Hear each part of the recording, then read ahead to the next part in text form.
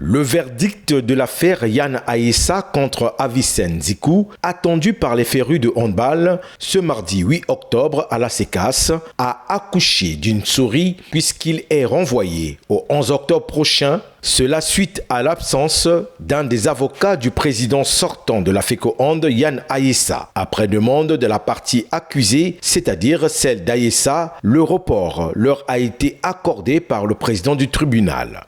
Le report en matière sportive tient compte des échéances futures. Et ça aussi, c'est de règle. Ce sont les particularités du droit du sport. Une affaire devant le tribunal du sport ne devrait pas prendre autant de temps que devant une juridiction ordinaire.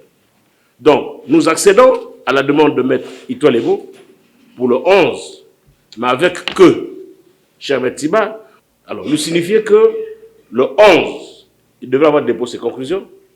Les deux parties ont donné leur avis sur ce report d'audience. Mon confrère Ito Lebo, aux côtés de qui je compose cette défense, est indisponible aujourd'hui parce qu'il est en route pour Abidjan pour des raisons professionnelles. Et donc il a destiné aujourd'hui à M. le Président de la CECAS une lettre pour solliciter ce report. Je l'ai précisé au Président au cas où, sinon par extraordinaire, ce Maître Ito Lebo ne venait pas être présent à cette audience du 11, eh bien je prendrai seul les responsabilités pour défendre la cause de monsieur de la FECOHand, y compris M. Aissa. L'adversaire a le droit de se défendre et il a constitué deux avocats.